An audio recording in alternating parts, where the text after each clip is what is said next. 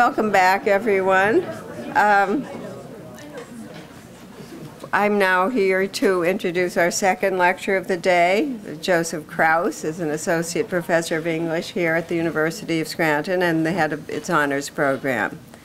He has regaled Schemel students with his witty and piercing examination of American writers, and particularly hyphenated American writers, on several occasions.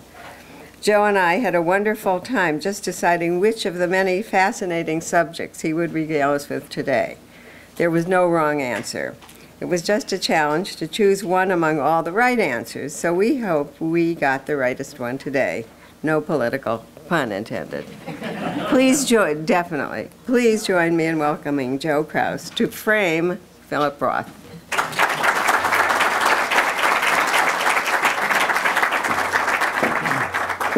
Thank you. I have in my notes to thank Sandra for including me here.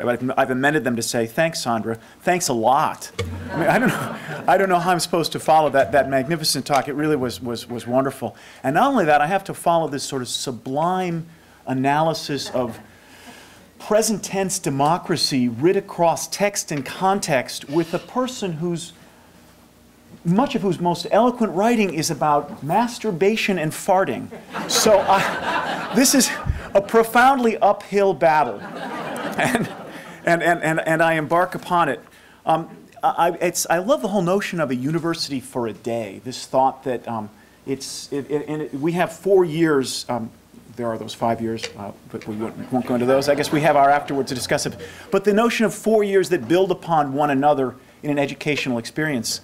And I can't help thinking what a magnificent beginning this is in the context of our beginning this year a freshman seminar program. The idea is to get people off to a really good start and see where it takes them. I can tell you that my colleague Katie Meyer, who'll be doing the senior capstone for you, that's a great way to be focused with scholarship that's looking forward. And it's in that light that I'm very conscious of being the sophomore year. And not only sophomore, but sophomoric. And in a very literal sense, because I'm not sure there is a writer, I don't know of anybody anywhere, but I don't know if there's a prominent American writer more sophomoric than Philip Roth.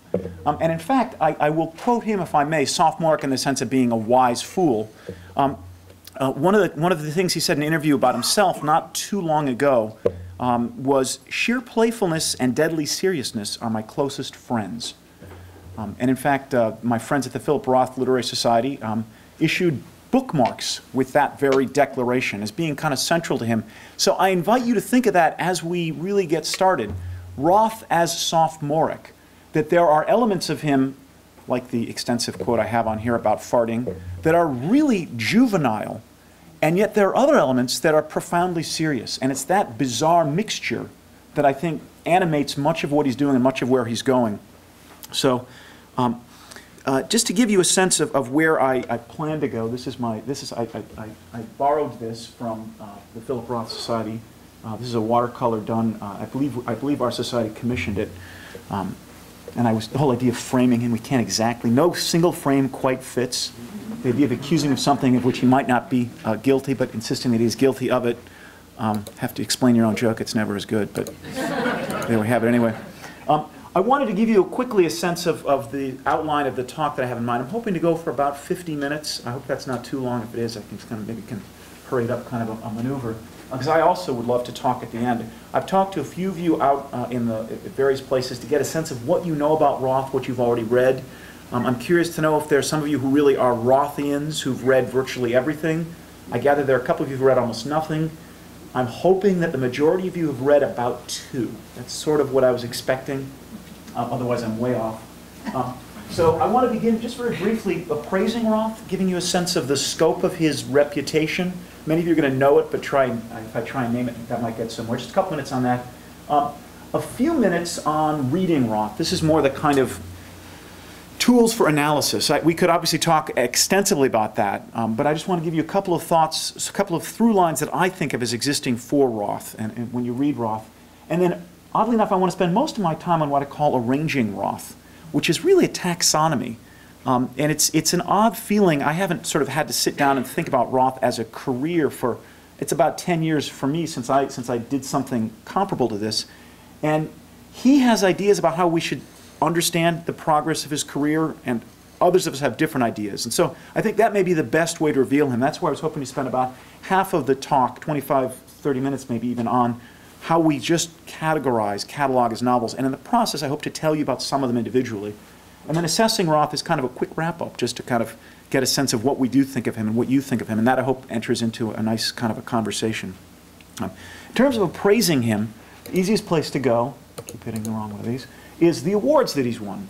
And I point out to you, he won a National Book Award in 1960 for a book he wrote in 1959, for Goodbye Columbus, and then the short stories that were included in that. That's 1959. In 2011, he won the Man Booker International Prize, which is he's not the Nobel Prize, but it's awfully close. It's so close. It feels like he's almost there. It really feels close. It's for a cumulative lifetime work, but that doesn't change the fact that he wrote his most recent novel in 2010, and so far as we know, he's still working somewhere in the hills on his next one.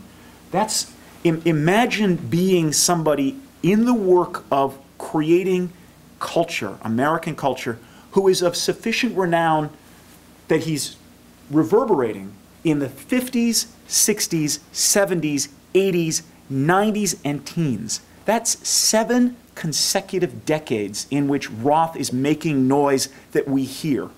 That's extraordinary, to think that somebody's career could go on like that. That some of the novelists with whom he was sort of contemporary when he first emerged have long been gone. Some of the novelists who are making noise now are likely to go on for many years. It's an extraordinary scope of a career. And as much as anything else, I mean, these are the National Book Award, National Book Critics Book Award, and Pulitzer are the big three. That's kind of like winning the Triple Crown. He's got a big baseball streak in him, so I think he would appreciate having it put like that. We can talk about the Nobel Prize stuff later, maybe in questions if anybody has a question. It is a sore spot.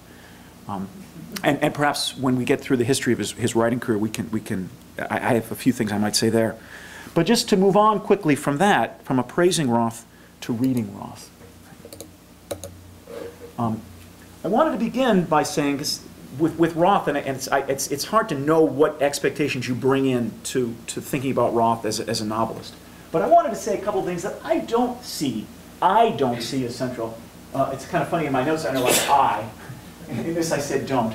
It's an idiosyncratic notion. But when people talk about Roth, I think a lot of times they think, oh, he's that Jewish writer.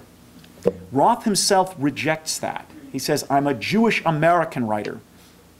He in no way denies being of Jewish extraction. It's true that novel after novel revisits a whole notion of Jewishness.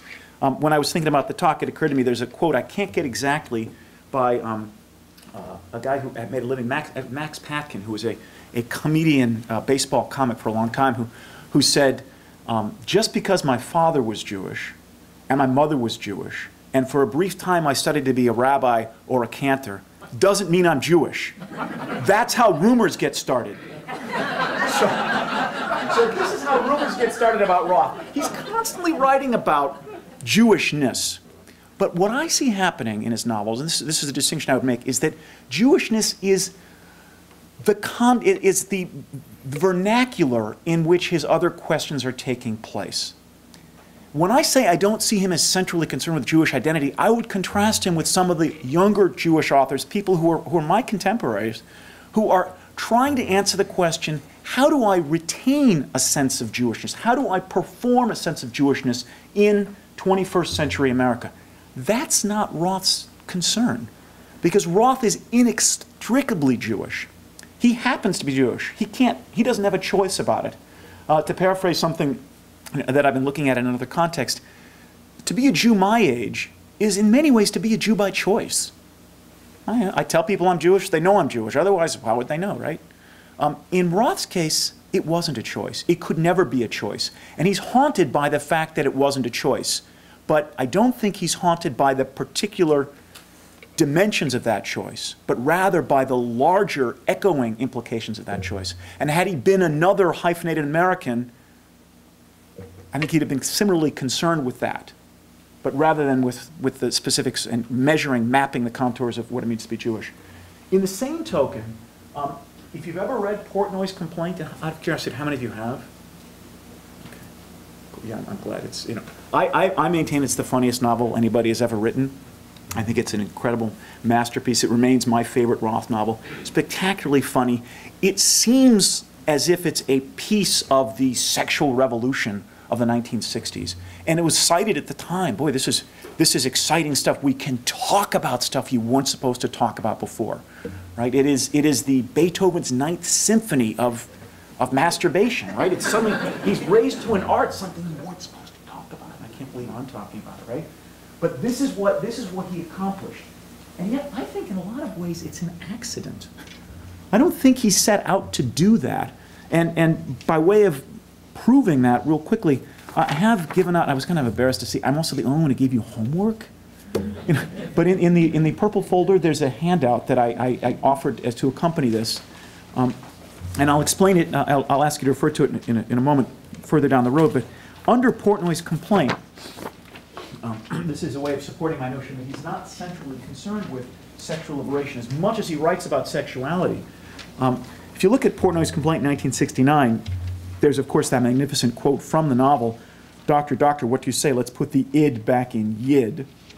But beneath that is a quote from a weird book called The Facts, which begins as which is purportedly an autobiography, and yet it's framed by a letter from Zuckerman, his sort of fictional character, who says, begins by saying, "Roth, you've asked me to look at your book, I'll take a look at it." And it ends with a letter from Zuckerman as well. Very strange kind of a combination there. But this is how Roth relates to writing Portnoy's complaint. He says, "It was a book that had rather less to do with freeing me from my Jewishness or from my family, the purpose divined by many who were convinced by the evidence of Portnoy's complaint that the author was on bad terms with both, than with liberating me from an apprentice's literary models, particularly the awesome graduate school authority of Henry James." So, and if you've ever read James and you decide you want to be a writer, it's really, I mean, you read one book of James and this is how it's done, and then you say, "Oh, I have to read another 15 of these before I can even get started." So I think a part of what's happening in both the Jewishness, but important, particularly the sexual liberation, is that Portnoy's complaint was in many ways literary freedom. I can talk about whatever I want to talk about. I can even talk about sex. So there are a few novels along the way where it seems to me he was suddenly aware of himself. Some of the ones that followed early, The Professor of Desire, My Life as a Man, which I don't know if anybody in here has read. At one point they were kind of important bestsellers. They've kind of faded in importance within Roth's own work. But this idea that Roth himself was centrally concerned with sexuality, I don't find that. Not so much. I think it's mortality, it's physicality, it's lifeness, but it's not so much of those things. And then there's the question of women. Sort of an awkward question, and I have not really a defense but an explanation, but I would point out to you, those of you who are not aware, Roth is often accused, he's been accused a number of times of misogyny. I'm not sure that's necessarily fair, but he's been more broadly and I think more enduringly accused of not understanding women, which puts him in good company with Sigmund Freud, of course. But I would argue, if I can move on to what I do see him working on, I keep hitting the wrong one of these, that what he's centrally concerned with ultimately is identity, with who we are, or rather, who he is. It's a very personal question with implications universally. So he wants to know who he is, and you get this sort of amazing string of Roth stand-ins in his fiction. Zuckerman is the most famous, David Kepish, we have Peter Tarnopol, and we have, as we talk about, a character named Philip Roth, who appears in a number of these novels. There's almost always somebody who feels as if he could be Roth. Who is that person? Always. And in that respect, I think it's one of the reasons he tends not to do very well with women. He tends to do very well with people who are a lot like him. If you sort of create identity out of concentric circles, there is the exact person named Philip Roth, and who that exact person is a question he troubles throughout his work in really fascinating ways. And more broadly, there are those people like Philip Roth of the same age who were born and raised in Jewish neighborhoods. There are those people of the same age who were born and raised in neighborhoods that weren't particularly Jewish. It takes a long time before the fact of being a woman finds its way into one of those concentric circles. In the bullseye that Roth seems to be aiming for in novel after novel, women aren't there. So I acknowledge that he doesn't claim to be doing those sorts of things. But I think the notion that he is writing about women, that they're centrally important to what he's doing, I think that notion is something I just wanted to take away. He's fascinated with how women affect men, how women affect these point of view characters, but the women in his books become objects. I'm not sure they're sexual objects, although his characters often explore that way. But they're objects in the sense that he doesn't feel he has that much access to them. He's defended himself along those lines a lot of ways. It's kind of a sensitive subject. But as I say, I wanted to begin by saying what I don't see him making central to his work. These are the two things that I do see as central. And I pause just for a moment, my deep professor, slower voice right there, suggest identity. He wants us to think about what it means to be a human being in 20th century and now increasingly 21st century America. How do our ideals shape us? How do they make us the persons that we are? So if you go back to Goodbye Columbus, and how many of you have read that one? That's interesting to me because I think maybe 20 years ago, or 30 years ago certainly would have been everybody's hands. And I'm actually teaching it in my freshman seminar this year. I'm kind of interested to see how it's going to go over with students who don't have many memories of the 20th century at all, who are really 21st century people. But Neil Klugman, the main character in that, has it really good. You know, he's got Brenda Potemkin, he's got his upper middle class girlfriend, as an uncle says to him at some big event, puts an arm around him, says, "Boy, you got it good. You're right. You're with the boss's daughter. Just play your cards right. It's all gonna work out for you." She's into him. He's into her. There's a class difference. If you remember the movies and some of the things around it, he's trying to bridge all that. But basically, he has this ideal of how things should be, and it's going almost too good. It's not exactly what he wants. There's a sense in which he feels he needs to be in control of the thing. And so from the very beginning, from the Roth who's writing at age 23 or 24, there's an ideal of what his relationship with Brenda should be for the Neil Klugman, for the Philip Roth stand-in, and he rips it up. He pushes too far. There's the famous thing about insisting that she start getting some birth control. Her parents find that it costs the whole thing. You're pushing your ideal too far. More recently, in his, I think, second to last novel, Indignation, you got a character doing almost the same thing. A character who goes to school, who's a good student, who's terrified of being drafted into the Korean War, and he's gonna make things happen. But there's a kind of itchiness. There's a sense of himself that he has. He's not a particularly Jewish guy, but he hates the idea of going to chapel. And this very small thing, connected to an ideal, is something that he itches and itches and itches until he scratches it open and it bleeds. So that notion of identity and how identity forms you, I think that is central to Roth. How does history shape us? Jewish history, somewhat. Really, I should say it's Jewish American history more properly. American history, local history. He's got a line in one of his books. He says, "My father always told me our history, our story over and over again. It was Newark, Newark, Newark, Jew, Jew, Jew." Very specific, very focused, very neighborhood.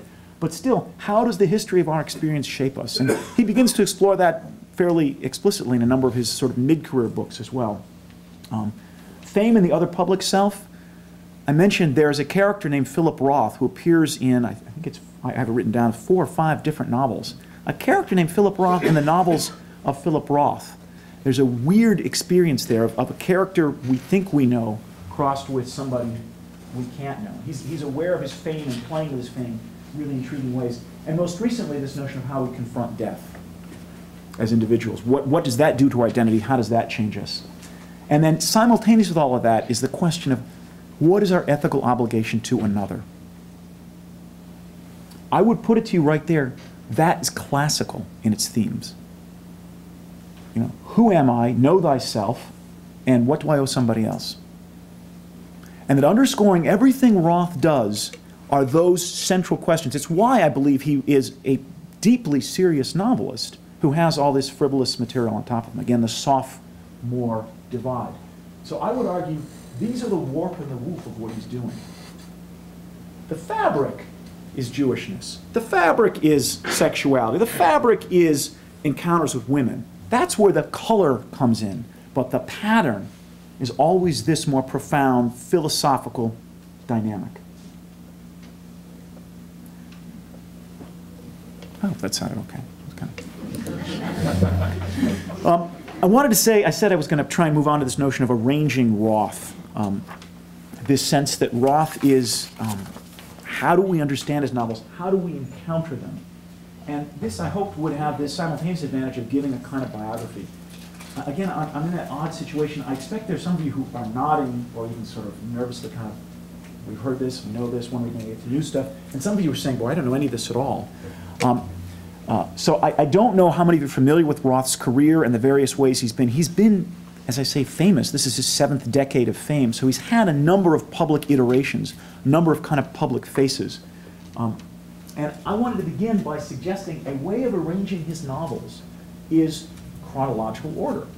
And that seems a very reasonable way to do it. And in fact, up until about 15, 20 years ago, that's how he organized his novels. They were done in that sequence. When he ever published a new book, there'd be a list of his novels, starting with Goodbye Columbus and moving on forward to whatever was the most recent one he'd written. In the last 10 or 15 years, and I'll show you in a bit how he's changed that, he does it quite differently. So this is not as obvious a way of organizing them as you might think. What I call on the make is this, it maps out kind of nicely across decades. I hadn't planned that. It was only after I'd come up with them and realized the dates of publication that it really does line up very neatly by decade. But in the 60s, essentially, I label him as on the make. From the moment of Goodbye Columbus, he's a guy people are noticing, they're paying attention to. But I would think throughout the 60s, he is mostly a kind of second-tier figure. He's not Saul Bellow. He's Bruce J. Friedman, who's a fine writer, by the way. I don't mean to mock Bruce J. Friedman, someone whose work I really like as well. But he's not the go-to writer. He's not on the Mount Rushmore of Jewish American or even American novelists. He's a guy who's trying to make a name for himself. He's won a couple of prestigious awards. Everything changes with Portnoy's Complaint. At that moment, he is notorious. I should add, he's notorious before then as well, because there's a short story that comes along with Goodbye Columbus called Defender of the Faith. How many of you are familiar with that one? It's a really powerful story in which a sort of conniving young Jewish soldier is trying to get a Jewish sergeant, the point of view character, to protect him because he's a Jew. And the point of view character is torn between being a Jew and an American soldier. He says, why should I protect you anymore? Should I protect anybody else in this unit? And the Jewish guy is kind of pushy. It's a very unpleasant, the younger guy, not the point of view character, I think is a really powerful ethical presence, but the conniving Jewish character is really unpleasant. And Roth was scarred, and he writes about this a lot. He was scarred by the reception he got. There were important Jewish American figures who met with him and grilled him, said, we don't talk like that. That's inappropriate. Are you a self-hating Jew? He talked about a meeting at Brandeis University, I think it was about 63 or 64, when he was just harassed. He wasn't prepared for the kind of response he got. He said, I'd always assumed I was a Jew. How could I be anyone who didn't like Jews? So he had that notoriety early, but it changed dramatically in '69 with Portnoy's Complaint. It sold so dramatically that a guy who was kind of a scribbler trying to make some money became really quite wealthy all at once, became a celebrity on the covers of magazines. He became a star on the order of Norman Mailer, someone who you just knew. He had a cultural presence he hadn't had before then. So I've tried to break it down by on the make, the guy who's trying to make it to the top. What I call trickster on the main stage, which is kind of the 70s. In many ways, it's the forgotten decade of Roth's work. Suddenly he had all this attention. What was he going to do with it? Doppelganger Unbound, I was kind of proud of that particular line. This is where we see him, and this is a pretty productive period in which he begins to say, I know who I am. Everybody thinks I'm somebody else. There's this person who is present in popular culture. What are the connections between these two people? Between the Philip Roth, who is a figure in our culture, and the Philip Roth I know myself to be. And he begins to explore that in some really interesting ways with, I think, some really useful and positive results, including the first of the Zuckerman trilogies. But it's in this time that he winds up marrying the actress Claire Bloom. I don't know if any of you are familiar with her. It's also, if I can point that out, there's a sense in which I think Roth, some of you may have a vision of Roth as a kind of Woody Allen type, and the curves map along each other really nicely. But the idea of a nebbish, the kind of a fuzzy-haired, kind of funny-looking little guy, that's not Philip Roth. He's actually a really distinguished, handsome guy. Nor is it Zuckerman as well, either. It is a couple of his other figures, David Kepesh for one, but it's worth remembering, here's a guy who is a self-made millionaire through writing, who goes off and marries a movie star. That's some big stuff. And it all ends. There's a breakdown, he and Claire Bloom split up, she writes a nasty book about him, it's all kind of ugly, and he retreats. And in the period of the 90s, and even in some ways to today, he becomes, he's not Salinger, but he's one of our better known recluses all at once. So he goes from being very much in the center of things to being on the fringe, on the periphery. And I call it from the mountain retreat. He just sort of sits down and writes every day. It's like a permanent sabbatical. And I call it's really the golden age. For all the great work he's done, most of his best novels come out in this 8 to 10 year period. It's really staggering. I would argue that maybe only Faulkner, because James wrote slowly, maybe only Faulkner has a period of putting out that many extraordinary novels in such a concentrated time. And then since then comes his larger and more enduring concern with death as an explicit subject. To go through these, again, what they are, I don't know if, I'm sort of curious to know if any of you react when I put these titles up. This is all on the handout as well. The handout has got different, this is the same, the handout has the same sequence here, including, I assumed, I hope correctly, that part of the takeaway people were interested in this was, well, what Roth should I go ahead and read? What's there to do? So I tried to give you just a line or two out of each of these novels. A favorite line for me, and a line that might have suggested the flavor of the whole. They're all by Roth himself. I haven't annotated this at all. Any of the quotes in here, any of the insight quotes are Roth's own writing from his book. Goodbye Columbus, I mentioned it before. It's made into a movie, very prominent kind of thing. The short stories are spectacular as well. I teach them, and as I say, I'm teaching this in freshman seminar. Letting Go and When She Was Good are, if you're going to map them onto Faulkner's career quickly, these are novels, actually, the ones that deal least with Jewish American experience. I'm not as familiar with these as with really just about all the others. But he's talked about how they were his efforts to find a different milieu to write about. You know, I don't want to be the Jewish guy. And they have a lot of praise. They're largely dated by most accounts. But it was in reaction to those that he began to write Portnoy's Complaint.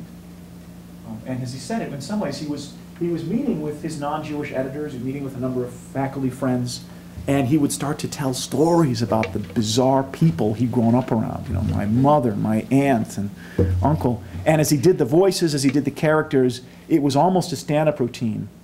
And he said he was having a very difficult time writing a successor to When She Was Good. With the result being that he created this whole character of Portnoy's Complaint. Alexander Portnoy, who, if you haven't read the novel, is in analysis, trying to come to terms with quite a lot. I just got to tell you to read that one. So, but this again is the period on the make. Biographically, the significant things are the idea of Goodbye Columbus, that he's being accused of being a bad Jew, and with that there's his first marriage to a woman whom he regards, he talks a lot about in the facts, as profoundly unstable. She dies in a car accident before Portnoy, which is another reason Portnoy is kind of this liberating experience for him. When She Was Good is about her, very clearly about her, and in the novel, the character actually dies, and then in real life, the wife dies after that. It's a weird, uncomfortable kind of a thing.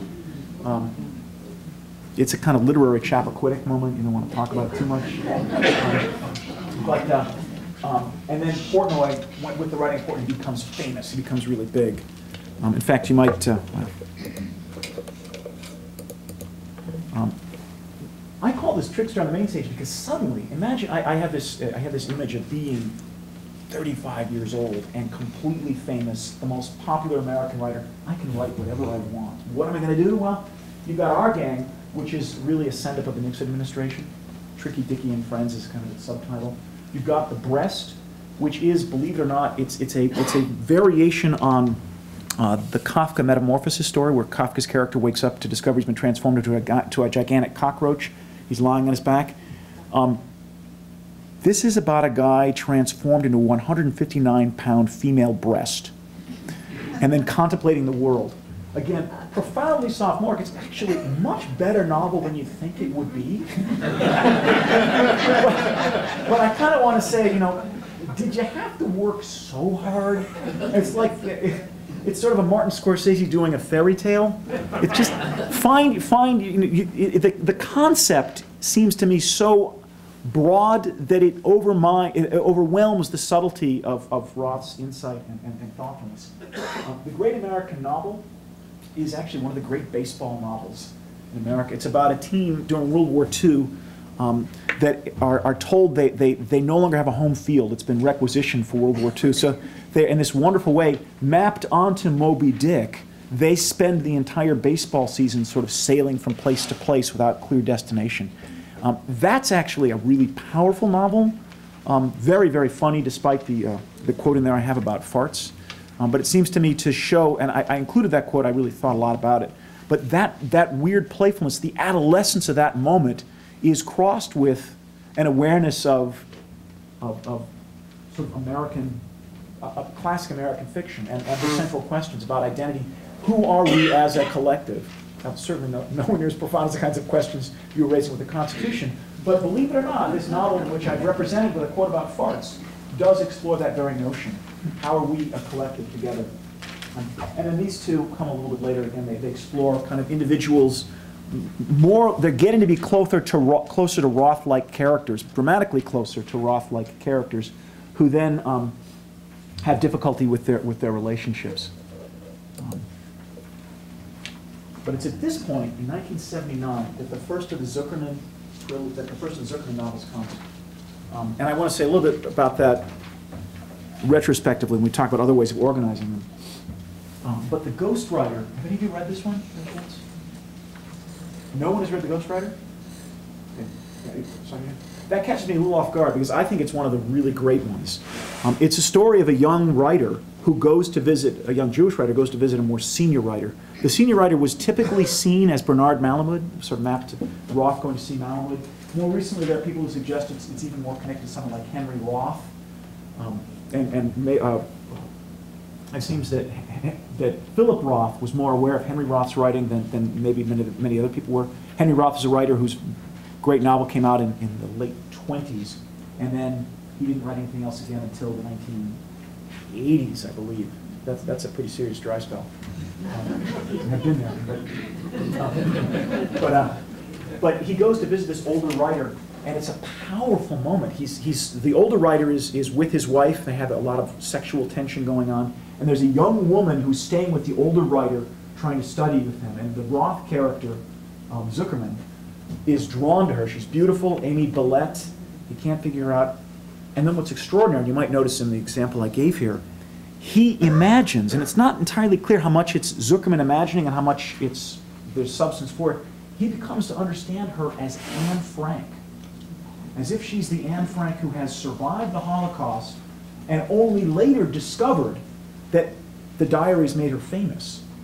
And he tries to imagine her as then unwilling to reconnect with her father, just to kind of be quiet.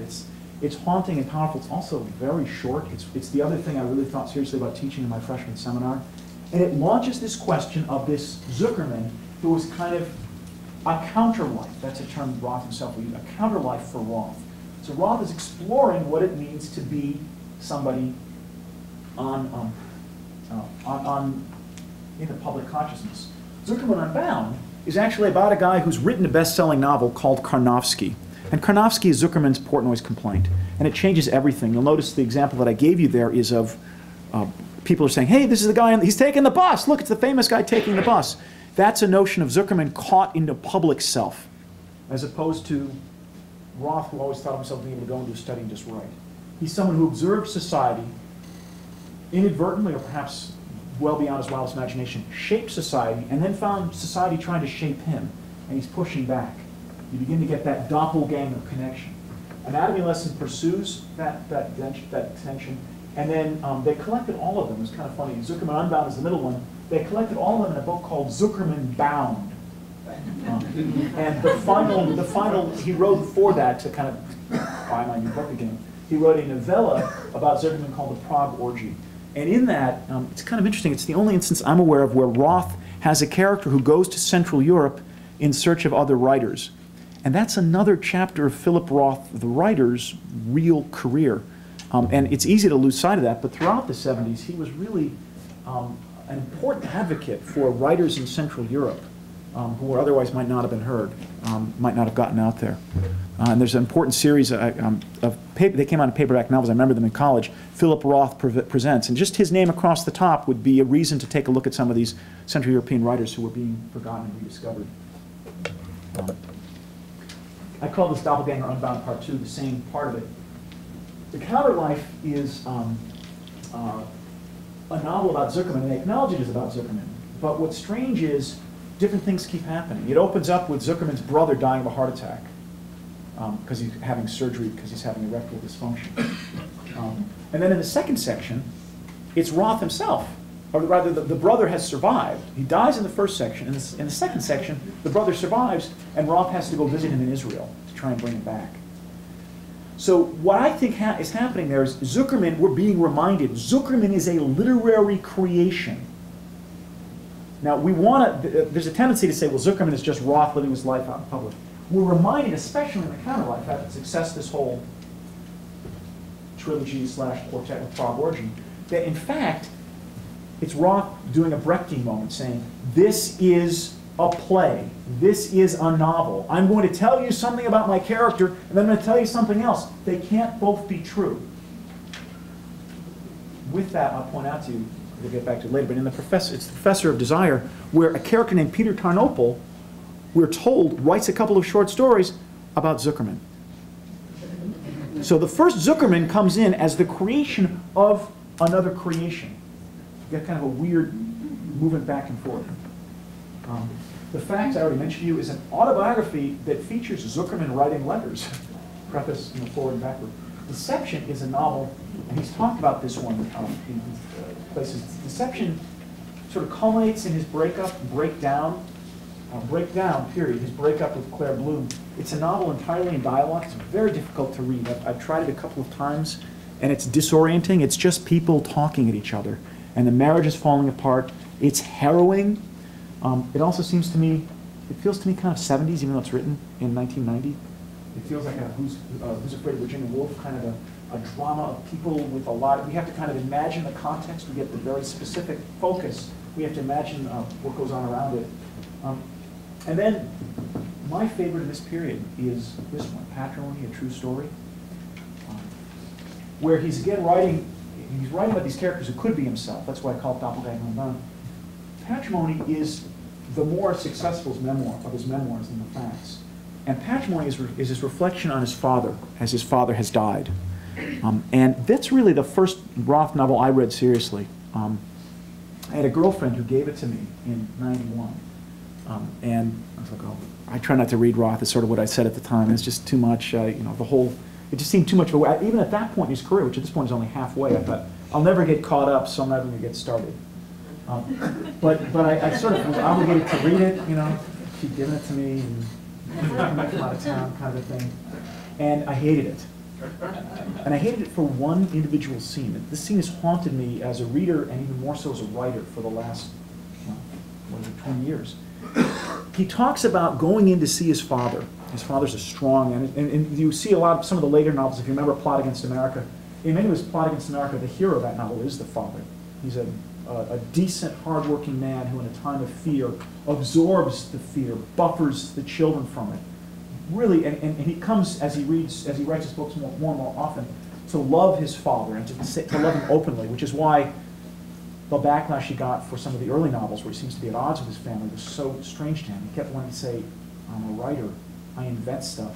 It happens, I come from a really good family, and I'm the child of parents I really admire. But in Patrimony, his father is dying, and his father calls him in to the bathroom and says, Philip, I'd be shat myself. The line, that's a direct quote, the elegance of that, I'd be shat myself. And it's true, the father has defecated all over the place, and Philip sort of tenderly cleans him up, and the father looks at him and he says, Philip, you must never tell anyone of this. And then he proceeds to put it in a best-selling novel. I could not forgive him, and I hated it. As much as I started reading Roth, I hated him for that maneuver until my first year or two at the university, 7 or 8 years ago. We brought in a visiting writer named David Wyatt. And I was told Wyatt was a big Roth guy, and at that time I was the editor of something called the Philip Roth Society newsletter, so I had become a big Roth guy in the interim. And so we were put together, and sort of our friend said, talk about Roth. It was one of those odd moments. And David said, and this wasn't prepped or anything, David said, you know my favorite moment in Roth? He's impressionable. And he talks about his father, and I sort of blushed, and I thought, oh, we're going to fight, right? I hate this line. But what David said was, he believes that story. He said, I was all wrong, David told me, and I'm convinced I was. I thought you should keep that private. And Wyatt said, no, you're missing the point. That when you can come that close to what death means, to see your father's body failing, when you can come that close and you can write about it without blinking, you can do anything. And I believe through David Wyatt that it's this, almost that scene, that unsparing, this is no game any longer. This is not a doppelganger unleashed, although it's Roth writing about Roth. This is not the playfulness of well, none of these are particularly playful, these Roth kind of sober. It's certainly not the playfulness of the earlier novels. It's not the harrowing, contextless deception. It's naked looking at your own naked father and his death. And what comes after that is this. Operation Shylock, Sabbath Theater, American Pastoral, I'm Ready, Communist, and Human Stain. These are this is the second Zuckerman trilogy. I think there's a third hidden secret Zuckerman trilogy. I'll mention that in a moment. But these are the novels right here, these three, that really have established the late Philip Roth as a presence. I happen to think that these are both better than any of these three. I think Sabbath Cedar is the one true sequel to Portnoy's Complaint. It's manic, it's bizarre. Mickey Sabbath at the end he's a puppeteer, Mickey Sabbath is. And originally he does puppet shows, more or less obscene puppet shows, of course. And then somebody steals his puppets one day, almost as a practical joke. And so he goes out there and he begins to do, on the steps, puppets just with his hands. And it's this amazing, arresting thing. So he would sit here kind of making puppet figures in his youth. He's kind of a street artist of some renown. And he's able to captivate his audiences so dramatically that he discovers he can take all kinds of liberties. And so he develops an ability to do these puppet shows so close to people that he's undoing the bra straps of some of the women who are watching. It's this fantastic, degenerate character. But this is not young Alexander Portnoy. It's easy to lose sight of the fact that Alexander Portnoy is a very successful figure. He's in New York City government. He's a mover and a shaker. He makes things happen. Mickey Sabbath is sort of Alexander Portnoy on fortified wine. He's a decrepit old guy who's lost what few chances he's had. The magnificent line, it's actually the last line of the book, but it's ambiguous enough that I include it. He says at the one I've given you on the third page of the handout, he could not fucking die. How could he leave? How could he go? Everything he hated was here. And the scene leading up to that, I would love to see somebody film it. He has, I forget all the details because the send-up is just so magnificent. He's actually running around town, chased by police. It's kind of but wearing an American flag around his neck as he runs from place to place. It's this glorious send-up and mixture of all these phenomena. Operation Shylock is a novel where a man named Philip Roth is traveling around. Well, originally there's a guy named Philip Roth who has come up with a thesis he calls diasporism, in contrast to Zionism. And he says, the Jews in Israel are right where they want us. One atom bomb takes us all out. He said, we're much safer in the diaspora in Europe. And Philip Roth goes around saying this. Well, people like Aaron Appelfeld in the novel, who's a real character, and a real Israeli writer, a real human being who's friends with Philip Roth. Aaron Appelfeld in the novel writes the narrator of the novel, Philip Roth, to say, that's some weird stuff you're talking, what's going on? And the narrator says, I have no idea what you're talking about.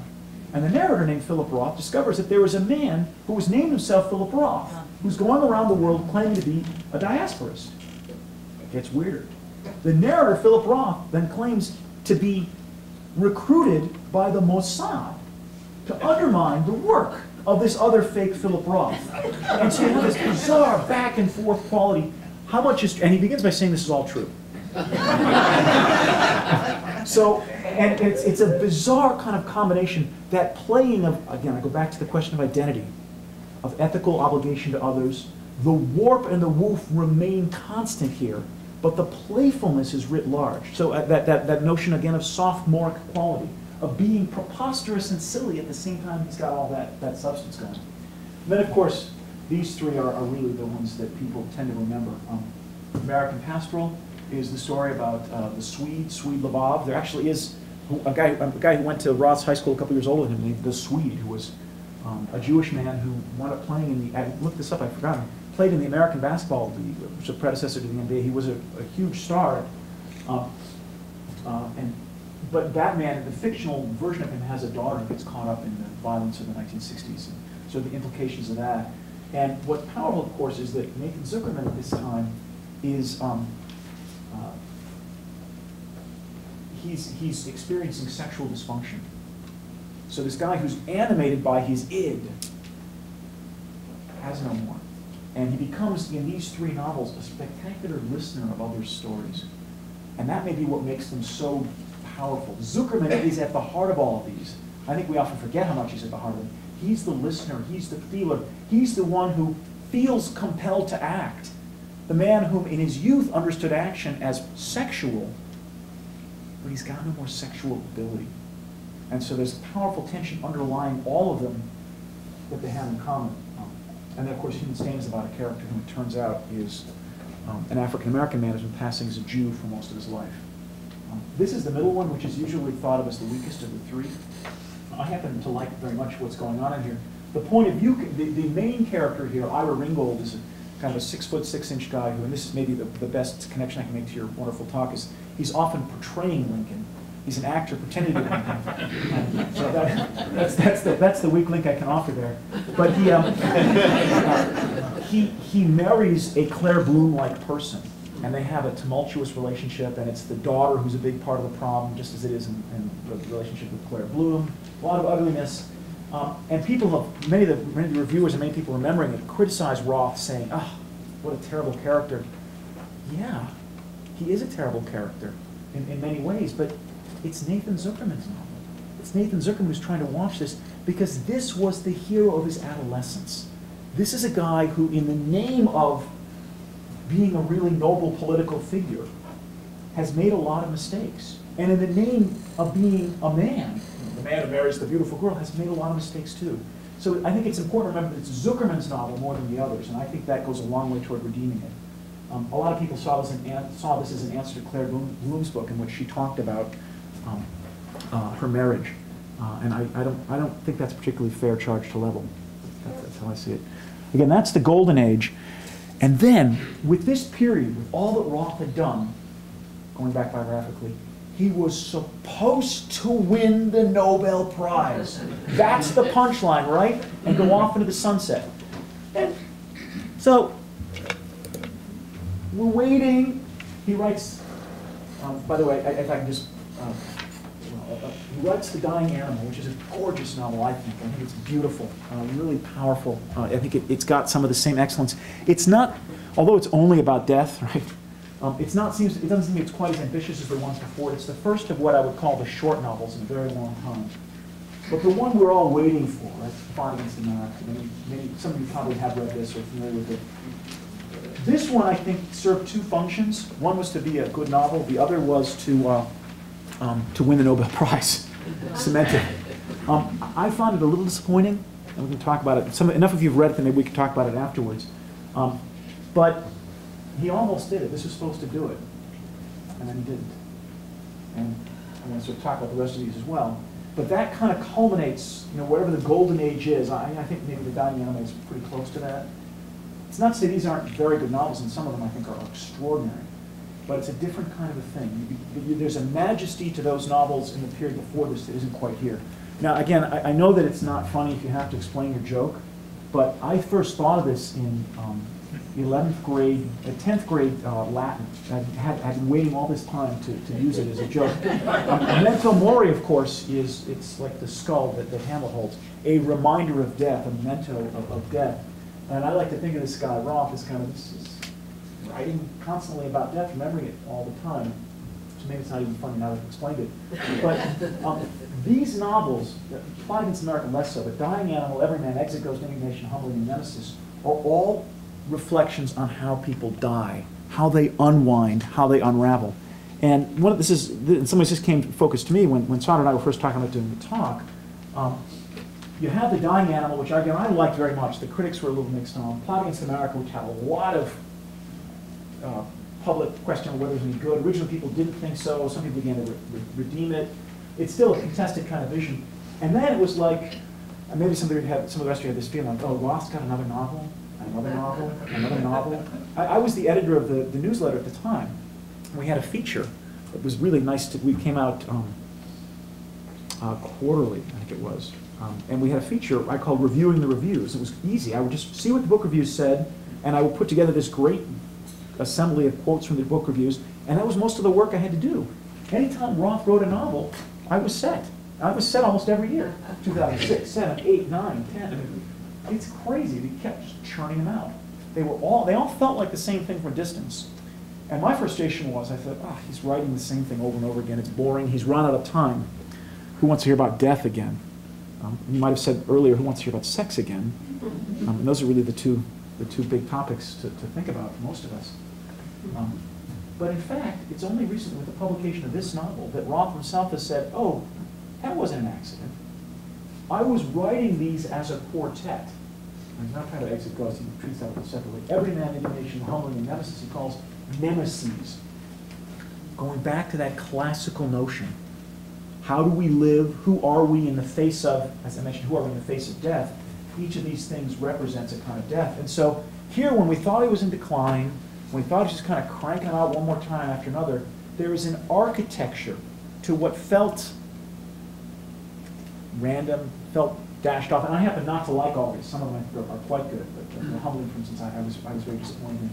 But he's got this vision, even to this moment, that what he's engaged in is a powerful philosophical approach to what it means to be alive, what it means to be an individual. 5 more minutes? And then questions? Yeah. That's right. I'm sorry you're running so long with this.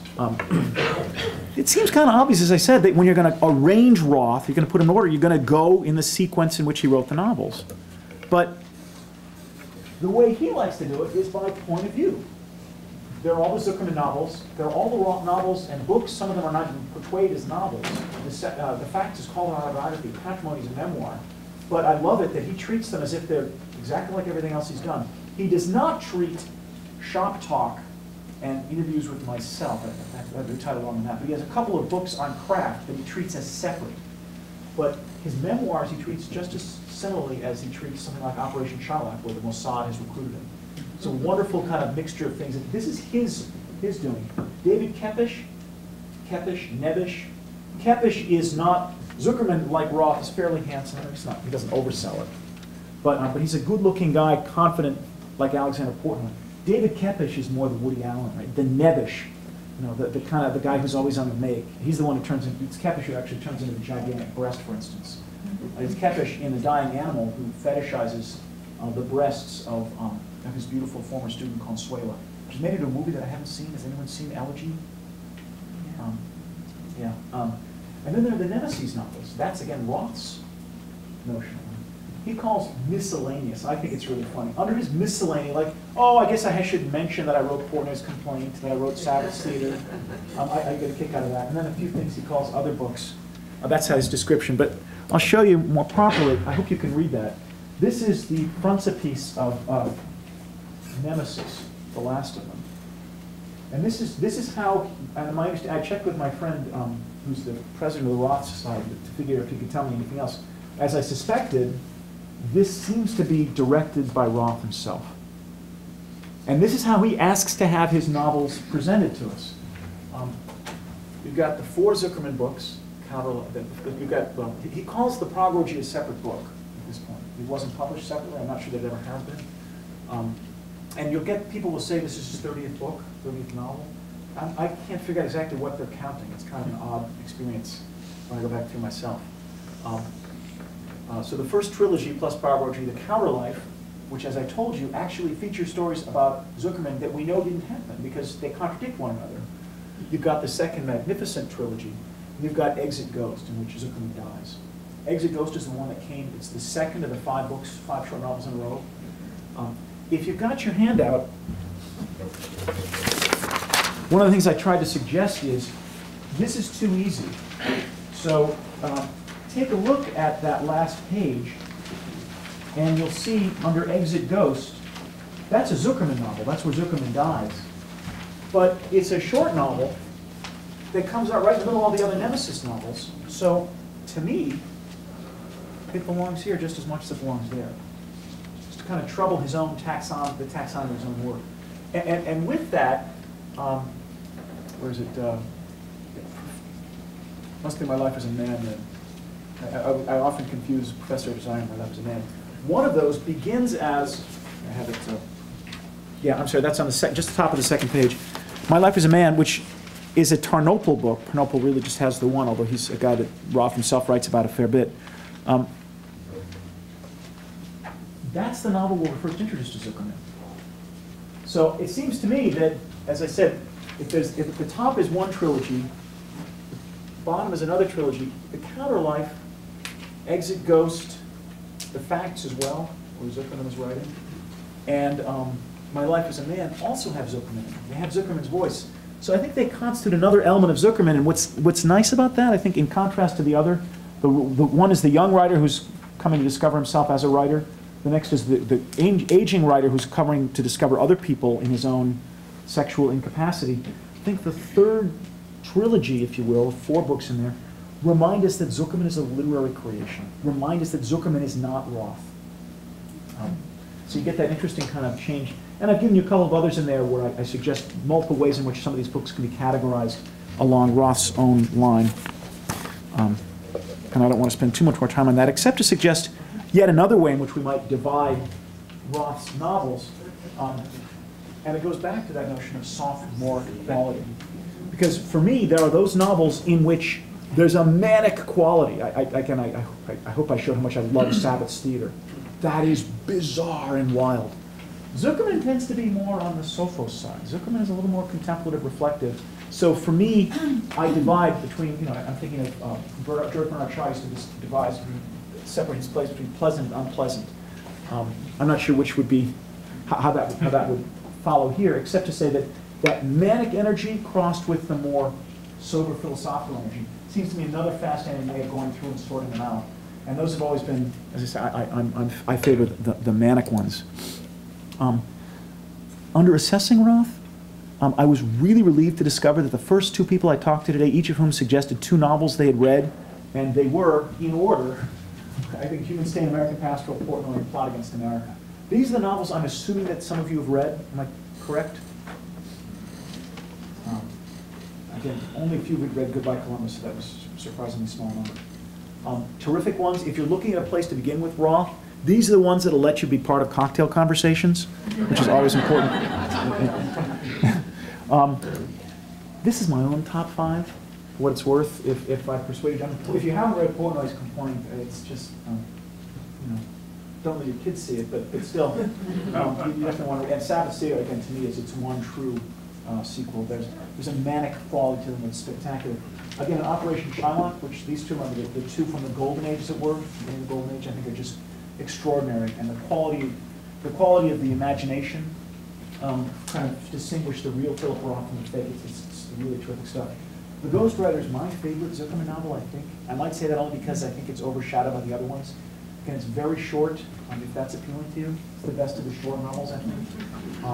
Really a powerful, unsettling book, haunting, not happy, not funny, not manic, but gorgeous, elegiac.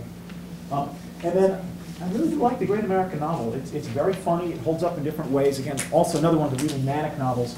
And I married a communist. It's not that I actually like it more than American Pastoral or Human Stain, but I figured by putting it up here, I would suggest if you like the other ones, I think it's pretty darn good. And to see them as a trilogy, to read them back to back to back, or read them recently enough that you can see how they connect, really is pretty powerful. And then to connect them back to the other trilogies, that goes in all those directions. So thank you so much for putting up with me.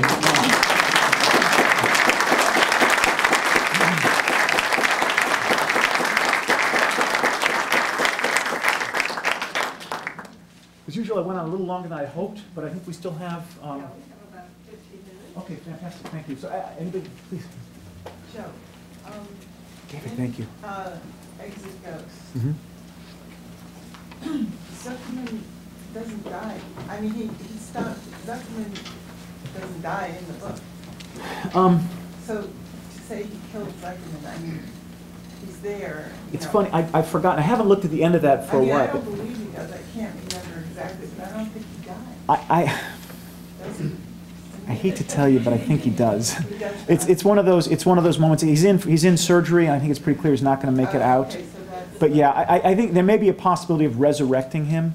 okay. I mean, I thought he left it ambiguous because I know he had cancer and and how much, it's really hard for me to believe that Zuckerman isn't wrong. It's really hard for me to believe. yeah, it's really funny. I think the crucial difference, assuming that I'm right in reading, is that Zuckerman is dead. But it's part of what's so funny, that there's a character named Nathan Zuckerman recurring through all these novels who is so much like Roth. I mean, he's written a famous novel called Karnofsky, and he's been accused by, I think it's Judge Wapner in the novel. It's the name I remember better than the real-life person who actually accuses him. Wapner is People's Court, right? Yeah. So it's a name very similar to Wapner. I don't think it actually is Wapner. But he's accused by a fictional judge, and I've actually forgotten who it is who gives him a hard time in real life, although it's a name I know. Zuckerman is so present, he seems so alive, and that's part of what's the magic of reading Roth like this. He seems so alive, you think, how can this not be Roth? That's right. And Roth will tell you, it's not me. It's called literature. It's called the magic of literature. And that's why all those novels about a character named Philip Roth take on a different order of interest in the context of a guy who's so often mapped onto his own fictional creations. So in the Lindbergh book, the Plot Against America, rather, he begins by saying, I didn't mention this plot, those of you who don't know it. In the Plot Against America, as he says in the first paragraph or so, I remember vividly what it was like to be a kid. He talks about growing up in Newark. His parents have the same names. He's got an older brother named Sandy.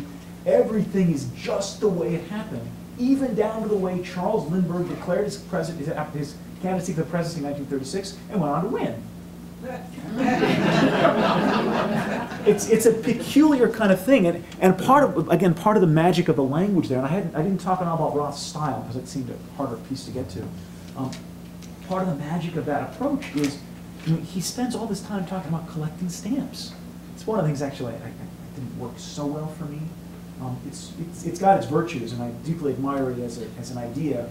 But there's a whole lot about stamp collecting. I'm thinking, really, I want to hear more about Lindbergh and hear about the Jewish gangsters who were. It's really interesting kind of context. But he's insisting as much as possible it's going to feel like it's the life of an ordinary child. So, yeah, it's hard to believe that he's not Zuckerman, but he would insist I'm not Zuckerman. The story about the peripatetic baseball team reminds me that that Scranton baseball team might be doing that next year. Yes, thank you for my, yeah, it's wonderful. Second thing I want to say is that I got to really like Philip Roth a lot when during the Bush administration he came out with a bumper sticker which said, "Bring back Monica Lewinsky." And I think so. He said recently that he doesn't read fiction. Philip Roth did. What do you know about that? Thank you for asking that one. We were talking about it a little bit beforehand, but yeah, Roth recently said in an interview, and it's funny, for a guy who sort of, having once been hugely famous, then cultivated a reputation as one of the great literary hermits, has now, to everyone's seeming surprise, come out with a series of magnificent interviews. He's very well spoken. I've met people who've met him and talked with him, and they say he's just an incredible presence. Not overwhelming, but you just find yourself talking very comfortably and naturally to this guy. And in a recent interview, he apparently said something to the effect that, I no longer read fiction. I think we're soon approaching a point where reading the novel will be as significant as reading Latin poetry. That he said he thinks that the readership is shrinking that rapidly. That the novel is no longer what it was, and so we should sort of give up.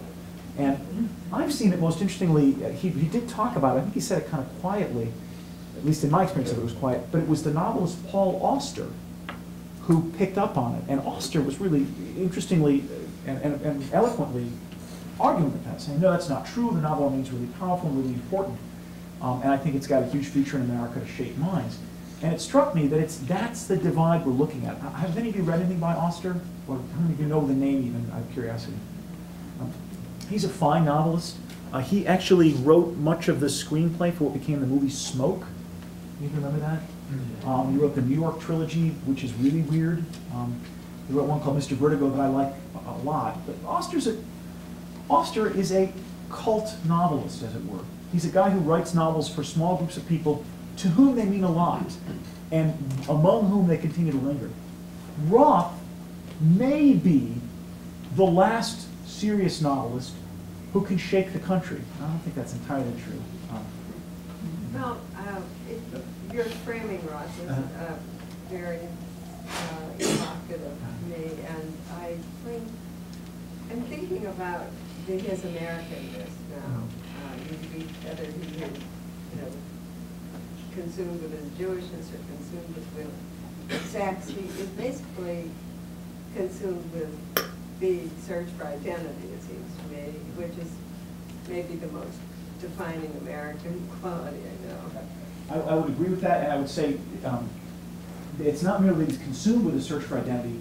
He takes it as his birthright, and this may be a more formal connection to some of what you were suggesting, that he takes it, and he's very candid about it. That's what it means to be an American. In a very basic level, anyone can grow up to be president. And I think there are actually some very presidential qualities about Roth. There are many that wouldn't be so good. It might bring back Monica Lewinsky in that sense. But I think that ability, that sense of being able to perform, I called it the trickster on the main stage, doppelganger, but there is a creation, a self-created quality to Roth, and which I do think is very much American. I think that is fundamentally what he understands about himself as an American, to explore the contours of how one can invent oneself.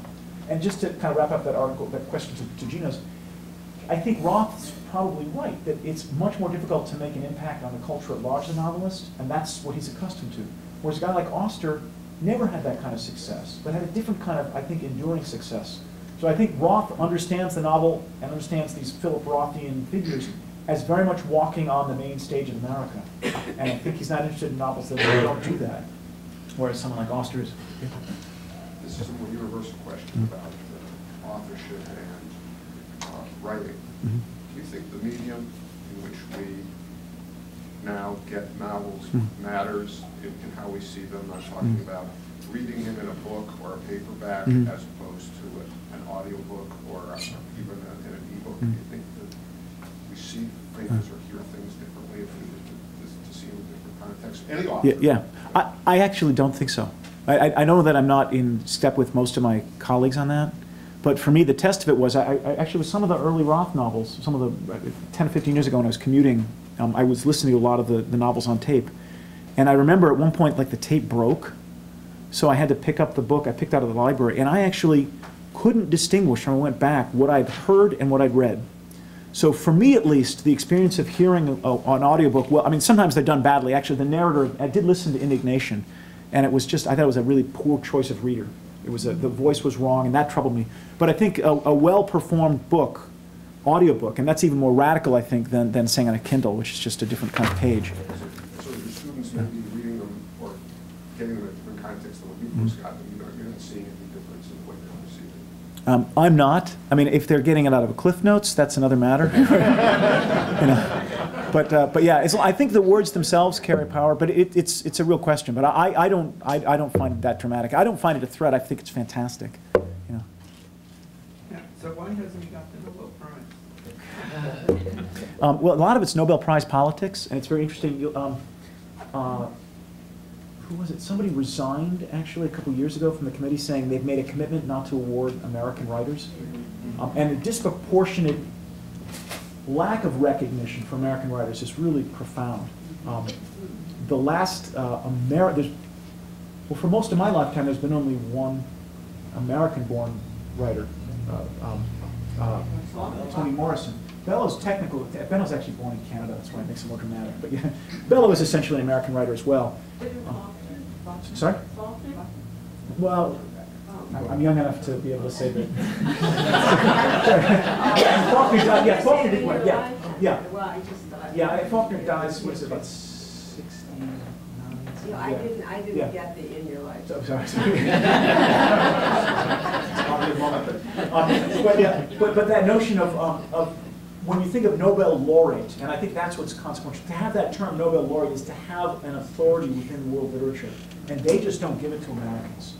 It's almost conscious that they refuse to do that. So I was optimistic when Plot came out. That was the year, and they try and balance it by by language as well as nation.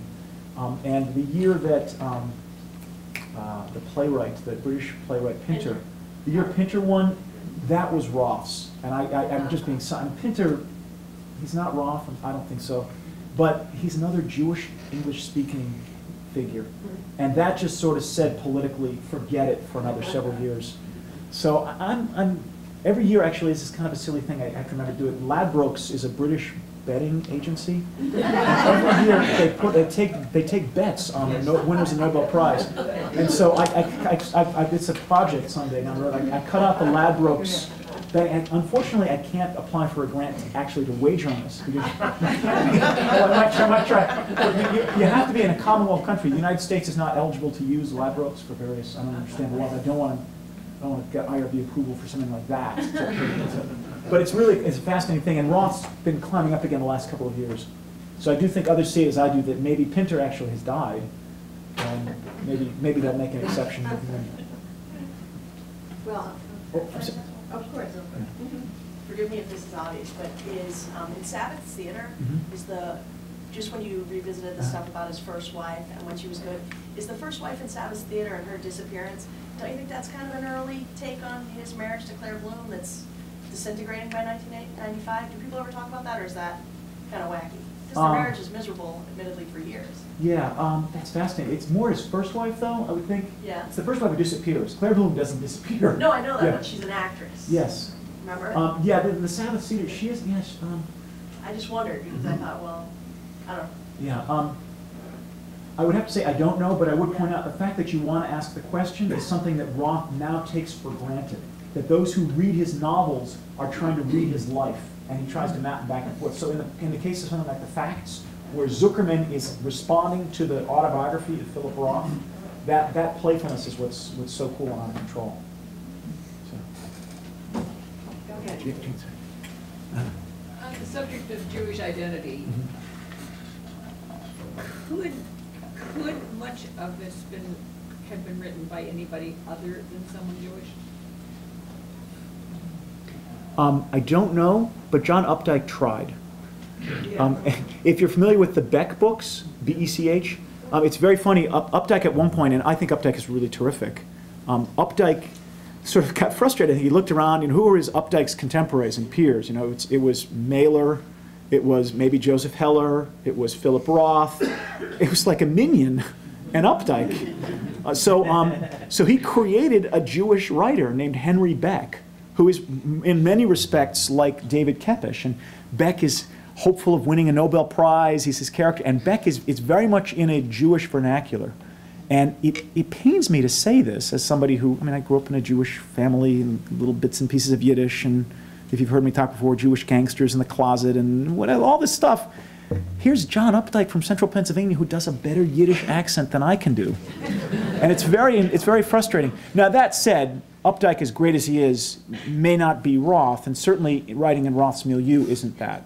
So I don't know that anybody could have. It's an interesting question, and I don't have an answer to say other than that a really gifted writer tried, and I think failed. As good as the Beck books are, I don't think they're Roth.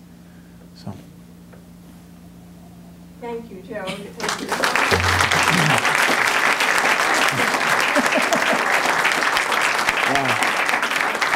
Thank you all so much. I hope your junior year goes splendidly also. But thank you. You wouldn't think these two American lectures have that much in common, but I do, and Well, I bet thanks. a lot of us do. Thank you. Before we ascend to lunch, it's on the 5th floor, you can